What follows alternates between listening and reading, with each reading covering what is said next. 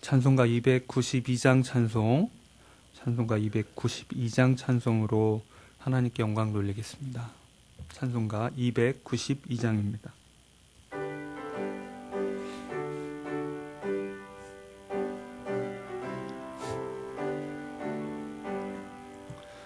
주 없이 살 수 없네 죄인의 구주여, 그 귀한 법의 피로 날 구속하소서.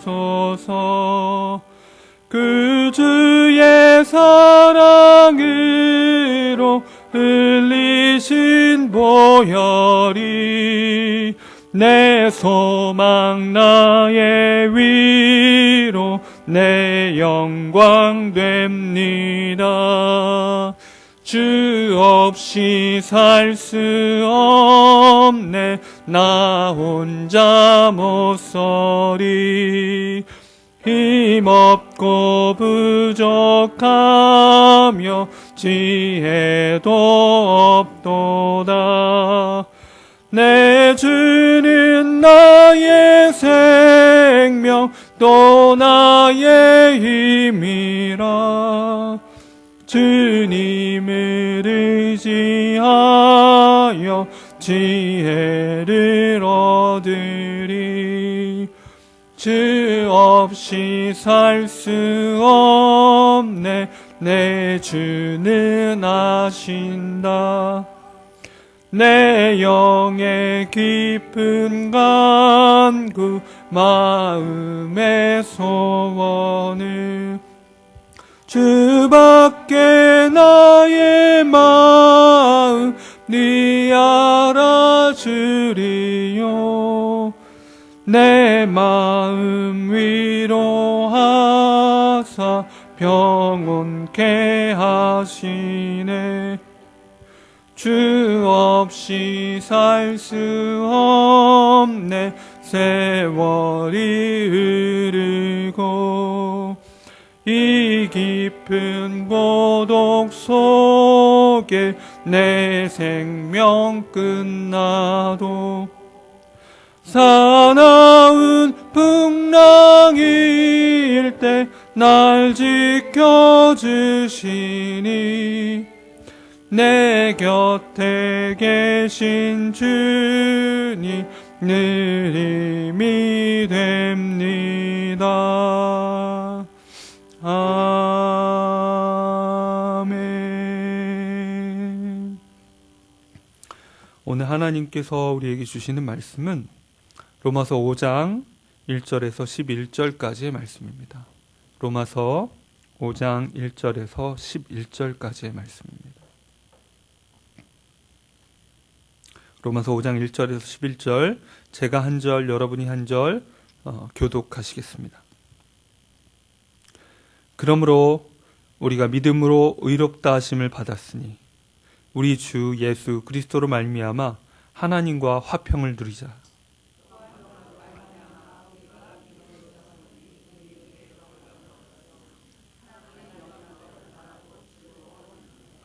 다만 이뿐 아니라 우리가 환난 중에도 즐거워하나니 이는 환난은 인내를, 소망이 우리를 부끄럽게 하지 아니함은 우리에게 주신 성령으로 말미암아 하나님의 사랑이 우리 마음에 부은 바 됨이니.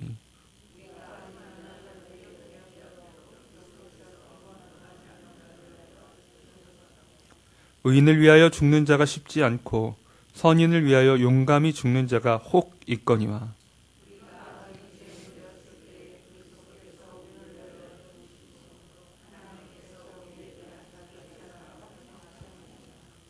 그러면 이제 우리가 그의 피로 말미암아 의롭다 하심을 받았으니 더욱 그로 말미암아 진노하심에서 구원을 받을 것이니.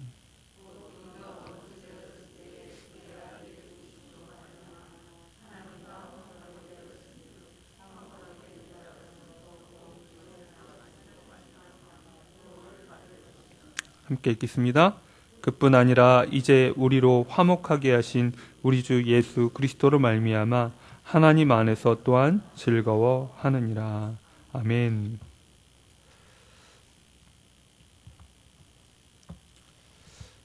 우리 부모님들이 아이에게 있어서 거울과 같은 역할을 해준다고 합니다. 아이는 새로운 경험들을, 다양한 경험들을 하는데 그 경험들을 이해하고 자기 자신을 이해하는데 부모의 마음에, 부모의 태도에, 부모의 얼굴에 자신을 비춰보게 됩니다. 부모가 나를 어떻게 비춰주느냐에 따라서 나 자신을 어떻게 생각하느냐가 이렇게 결정이 되죠. 그러니 부모된 우리에게는 너무나 큰 책임들이 있고 또 사실 수많은 과오들이 있습니다. 한 사람이 자신의 인생을 자기가 어떤 사람인지를 알게 되는데 부모의 결정적인 영향이 있죠.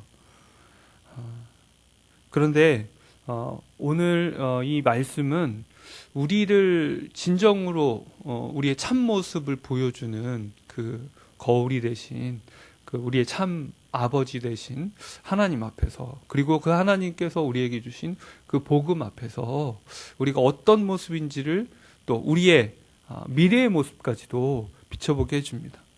항상 그렇거든요. 자신에 대한 부모님을 통해서 예를 들어서 성적이 뭐 이렇게 꼭 90점, 100점 맞지 않아도 70점, 60점, 50점이어도 집에 가서 딱 이렇게 오늘 성적이 이렇게 나왔어요. 이렇게 얘기를 하면 그래, 수고했다.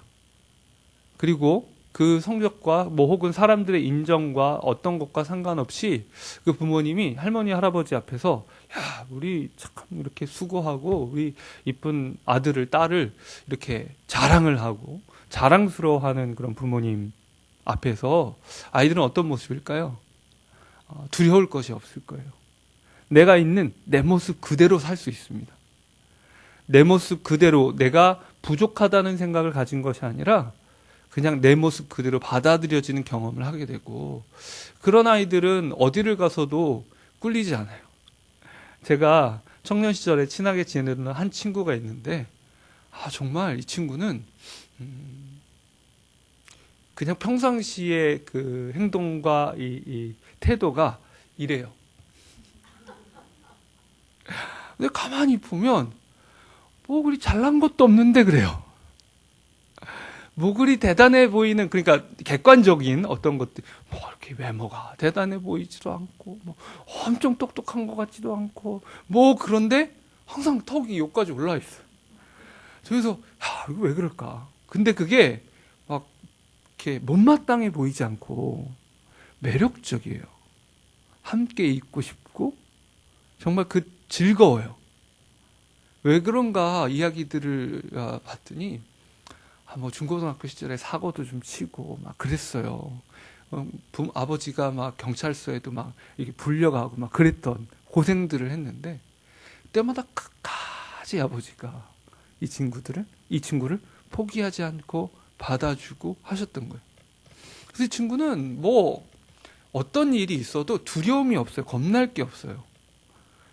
어렸을 적에 뭐 경찰서 가는 사고를 쳤는지는 모르지만 자기 앞에 어떤 도전이 있든, 하나님 나라를 위한 어떤 도전이 있든 두려워하지 않고 사고를 치더라고요. 긍정적인 면에서. 야, 그렇구나. 자신을 바라보는 그 관점이 이렇게 돼 있으면 두려워할 것이 없구나. 미래를 향해서. 내 미래에 어떤 나쁜 일이 일어날지도 몰라. 막 두려움에 떠는 마음이 아니라 자기가 누구인지 그 정말 자기를 끝까지 기다려주는 그 복음을 경험케 해준 아버지죠. 은혜를 경험하게 해준 아버지죠. 사실 제 목표 중에 하나도 그거예요. 제 아들들에게 은혜를 그림자처럼이라도 희미하게라도 은혜란 이런 거겠구나, 이렇게 느낄 수 있는 그런 아버지가 좀 됐으면 하는 건데, 하나님이 은혜 주셔야죠. 그런데 이 오늘 말씀이 어떤 거냐면, 유대인들이 이제까지 로마서를 통해서 계속 얘기하고 있잖아요. 우리 모두가 불안해요. 미래를 바라볼 때 불안해요. 무슨 일이 일어날까? 과연 나는 어떻게 살아갈 수 있을까? 청소년들 물어보세요. 애들 너무 불안해요. 너무 불안해요. 고등학교를 어디 가야 될지 불안하고, 놀던 애들도, 드림청에서 만난 친구들도 불안한지, 정말 있는 힘을 다해서 놀던 친구들이 갑자기 수학 공부를 하고 싶다 그러고 막 그러더라고요. 그래서 왜 그러냐? 또 고등학교는 가야 되지 않겠냐고. 뭐 이렇게 미래를 향한 두려움들이 이렇게 마음을 속 차린 건지 모르지만 뭐 이렇게 불안하게 만들어요. 청소년뿐만이 아니라 이 코로나의 시대에 자영업을 하든 직장인이든 모두가 앞날을 볼 수가 없잖아요. 그런데 오늘 이 쭉 얘기하죠. 모두에게 로마서는 복음이 필요하다고. 이방인 방종하고 타락하던 이방인에게도 복음이 필요하고, 하나님의 말씀을 잘 지키겠다고 말하는 철저한 율법주의자인 유대인들에게도 복음이 필요하다고. 왜냐하면 인생들은 다 실패했고 절망적이니까. 하나도 의로운 자가 없다고. 자기는 나름 자기가 떳떳하다고, 나는 내 맘대로 살아갈 거라고, 나는 그래도 이 정도면 됐다고 이렇게 주장하는 그 사람들 하나같이 하나님의 하나님 되심 앞에서 보면, 하나님의 거룩하심 앞에서 보면 철저히 실패한, 철저히 소망이 없는, 그저 우상 앞에서 1등 해보겠다고 다름질치는 그 인생. 그 우상들이 결국 그들을 처음에는 낚시질이죠, 낚시질. 처음에는 미끼를 던지지만, 처음에는 맛있는 향기가 나지만 덥석 무는 순간 낚싯대를 탁 휘어채서 도저히 그 우상 숭배 앞에서 벗어날 수 없게 그렇게 노예로 만드는 그런 비참한 인생들의 모습을 드러내고, 그리고 이 바로 앞장에서는 아브라함의 자손이 된다는 것이 어떤 의미인지, 어떻게 하나님께서 아브라함을 믿음의 조상으로 부르셨는지 그것을 설명해 주면서, 아브라함이 하나님 앞에 뭔가 열심히 하고 대단한 결정을 내리고 자기 아들 이삭을 하나님께 바치는 그 엄청난 헌신의 결정을 하는 것을 통해 헌신의 결정을 하는 것을 통해 의롭다 여김 받은 게 아니라 믿음으로 의롭다 여김 받았다. 하나님의 계획은 바로 그거다. 우리가 막 몸부림쳐서 우리가 모든 그 점수를 하나님 앞에 다 따내서 구원을 받아내는 것이 아니라, 우리가 그럴 수 없는 인생들인데, 전혀 그럴 소망이 없는 인생들인데 믿음으로 의롭다 여김을 여겨주시는 그 하나님의 은혜가 있다는 것에 대해서 설명을 해주고 있습니다. 이제 이어지는 5장부터 쭉 이 8장까지의 이 말씀은 뭘 얘기하냐면, 앞으로 그 미래를 바라볼 때 신자가 현재 우리 신자들이, 예수 믿는 사람들이 지금 누리고 있는 믿음으로 의롭되 여겨주시는, 더러운데 예수님의 옷으로, 의의 옷으로 촥 덮어서 깨끗해, 이렇게 해주시는 바로 그 은혜를 누리는, 칭의의 은혜를 누리는 그 사람들이, 그 은혜의 경험이 앞으로 미래의 심판의 앞에서는 어떤 의미가 있을 것인지. 그저 지금 그래, 내가 용서받았어. 제 한 친구가 그랬어요. 참 좋다고.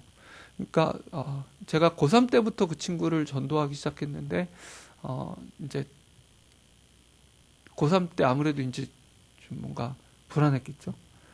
근데 같이 교회도 좀 나가고, 그러니까 학교에서 자율학습을 하던 그런 시절이었어요. 그러고 나서 이제 자율학습 하다가 아침에 가서 한 9시 반, 10시쯤 되면 이렇게 교회 가는 애들을 자습을 좀 살짝 빼줘요. 그러면 이제 몇 명 꼬셔가지고 이제 같이 갔어요. 교회 가서 예배 드리고, 교회에서 점심 먹고 학교 와가지고 다시 이제 오후까지 공부하고 이렇게 가던. 그러니까 몇 명이 이제 공부하기 싫기도 하고, 또 그래도 왠지 좀 뭔가 기도하면 좀 대입에 좋은 영향이 있지 않을까, 그런 마음이 있지 않겠어요? 그러다가 이제 그 친구가 재수를 했어요. 당연히 교회 안 나왔죠. 이제 교회 그 재수하던 기간 동안 저도 뭐 대학 1학년이었으니까 연락이 안 되다가 1학년 지나고 나서 제가 청년부의 전도 축제의 준비위원장이 된 거예요. 그래서 어떻게 하겠어요? 한 명이라도 데려와야 되는데 연락 안 되던 친구들한테 막 전화를 돌렸죠. 그러다가 그 친구한테 전혀 아무 기대도 없이, 제가 기대하던 친구들 아무도 안 온다 그래서, 정말 저기 연락 안 하다가 전도 집회 한다고 전화하려면 얘가 참 기가 차일 텐데. 그리고 전화를 했는데, 그때 이제 2학년 저는 올라가고 이 친구는 이제 대학에 갓 들어가서 이제 대학생활 조금 하던 시절이었어요. 오겠다는 거예요. 정말 신기하더라고요. 걔가 뭔 정신으로 오겠다는 건지. 그래서 대학에 1년 동안 열심히 해서 가봤는데, 이게 생각하던 대학생활이 아닌 거죠. 열심히 대학생활이나 우상숭배의 레이스를 질주를 해서 결국 그 문턱을 넘었는데 그 우상이 안겨준 약속대로 행복이 찾아오지 않았던 거예요.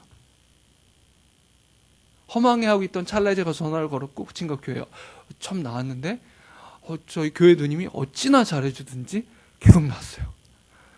그리고 믿음이 생겼어요. 불안해하는 거예요. 나는 지금 예수 믿어서 좋은데. 그 아버지가 막 성경책을 찢어가지고 마당에 집어던지고 하던 그 정말 저희 부모님 세대나 있을 만한 핍박을 받은 친구여서 내가 믿음을 지킬 수 있을지 모르겠다.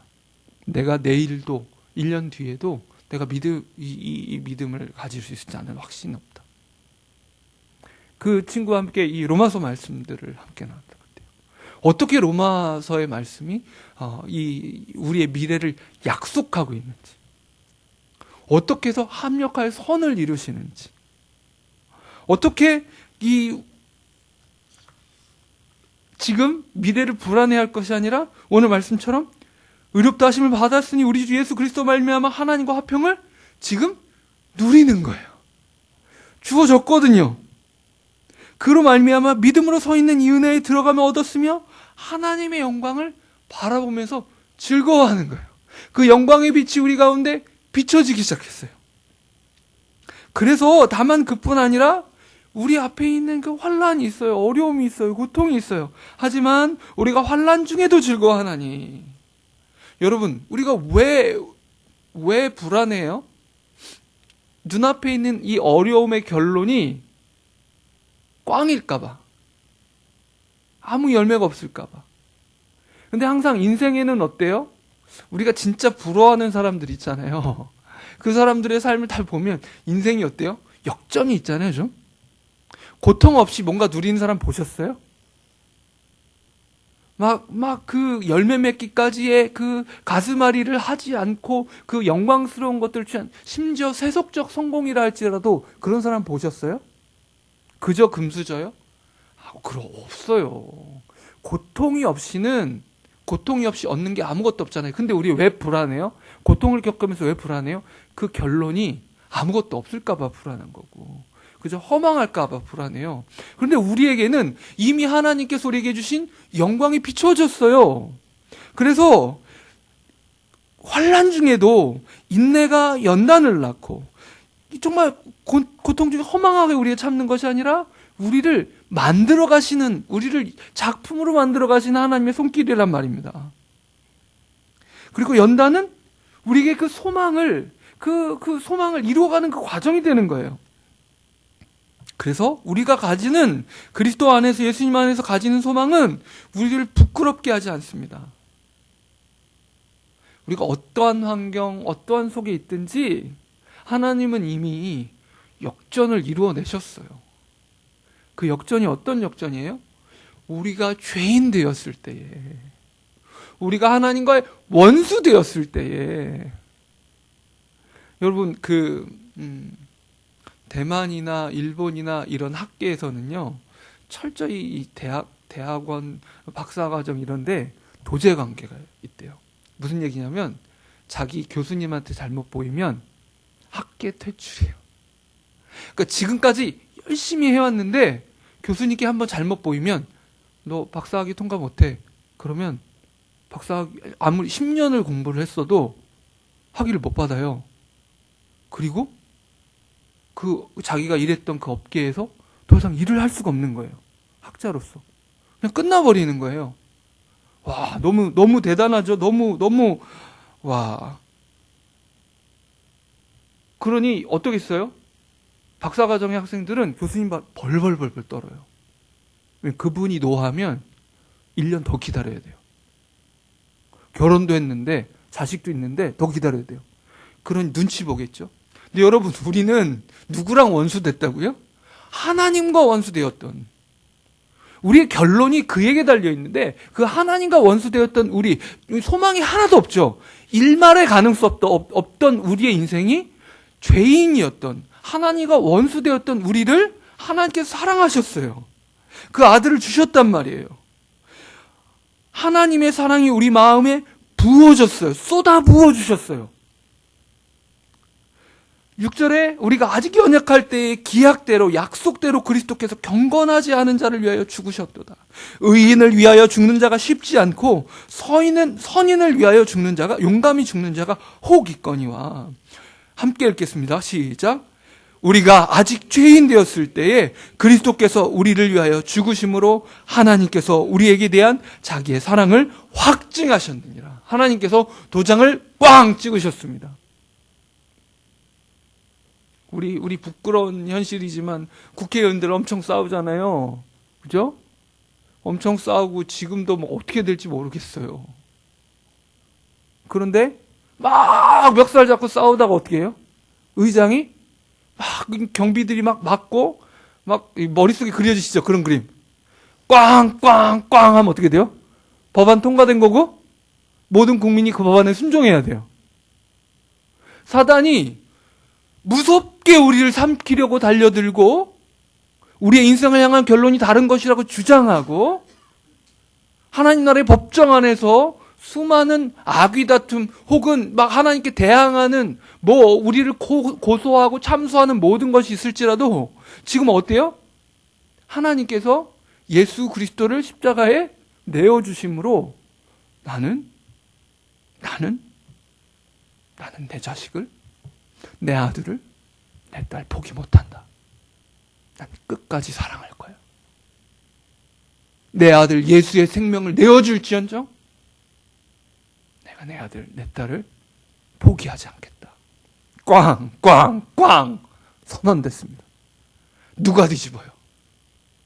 누가 그거에 대해서 반박하겠습니까? 이미 선포됐습니다. 이미 결론이 나버렸어요. 여러분, 우리는 인생 결론이 나버린 사람들이에요. 우리 인생의 미래의 약속이 이미 주어졌어요.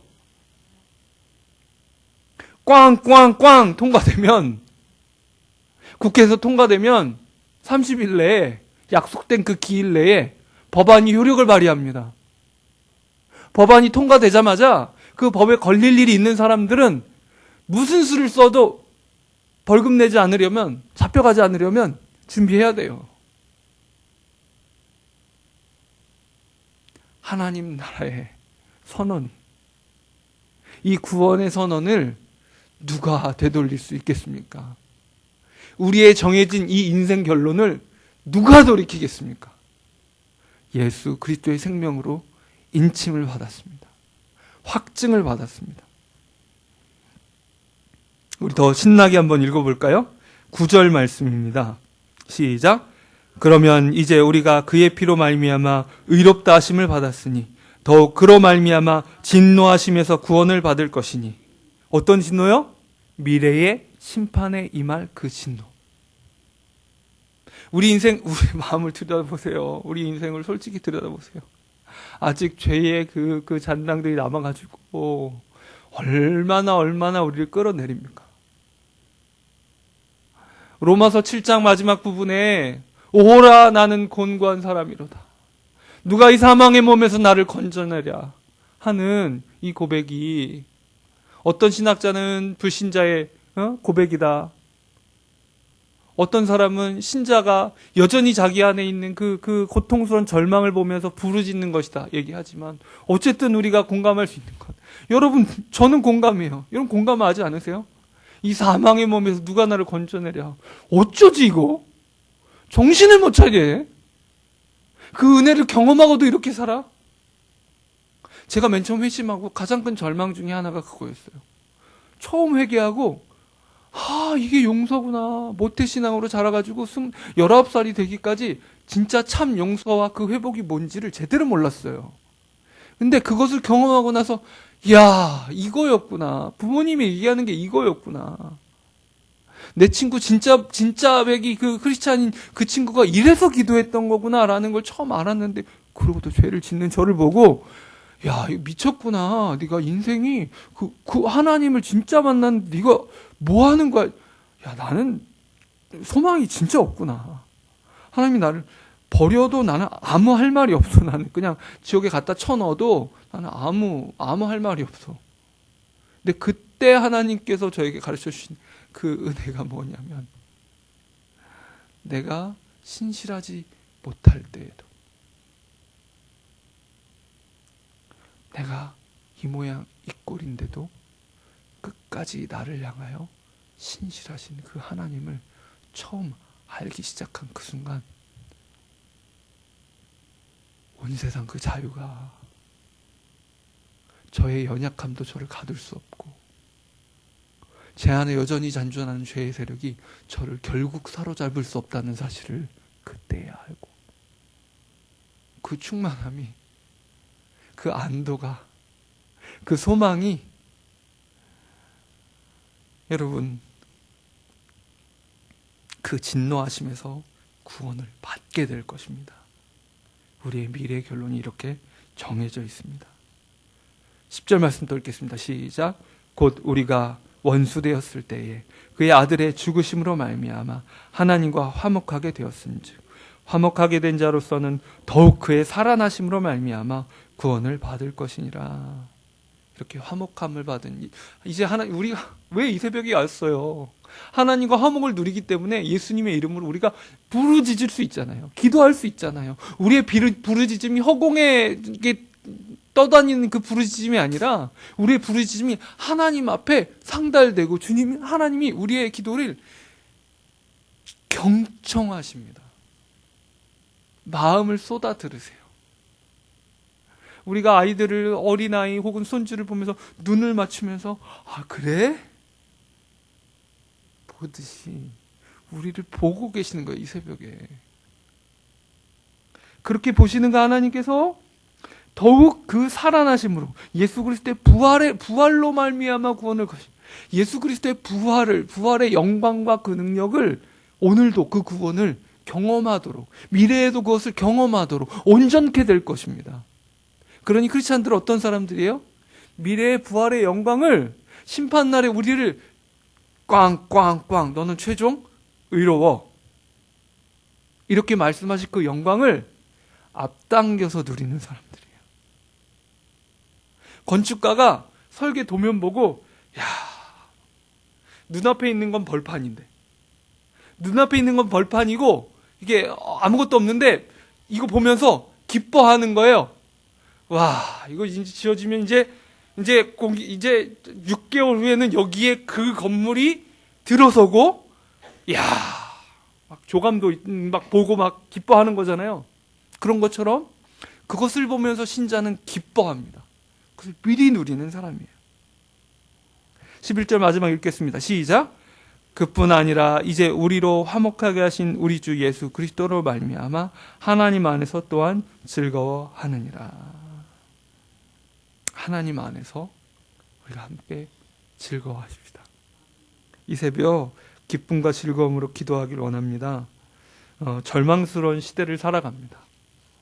절망이 아닌 줄로 착각하다가, IMF 같은 시절은 또 안 오리라 착각하다가 더 깊은 절망이 오고 있습니다. 가난도 오고 있고, 우린 검소하게 살아야 하고, 혹은 정부의 도움을 받아서 살아야 되는 사람들이 더 늘어나게 될 겁니다. 하지만 그 절망 속에서도 우린 알아야 됩니다. 우리의 결론이 정해져 있습니다. 우리의 환난이 헛된 환난이 아니고 이것을 통해 하나님은 열매 맺게 하실 것입니다. 어떤 고통이 다가올지라도 결국 장담할 수 있습니다. 이걸 통해서 우린 예수를 더 닮게 될 겁니다. 이 사망의 음침한 골짜기가 우리를 향해서 다가올지라도 우린 알게 될 겁니다. 주의 지팡이와 박대기가 나를 안위하시나이다. 우리가 그 소망을 가지고 함께 기도할 때 우리 앞에 하나님과의 그 화평을 누리고 미래를 앞당겨 즐거워하고 하나님 안에서 우리를 향해서 이미 확정된, 선언된 이 아름다운 구원을, 이 아름다운 용서와 신실하신 하나님의 약속을 누리며 즐거워하는 우리 인생 되게 해달라고 우리 함께 기도하기를 원합니다. 제가 기도하겠습니다.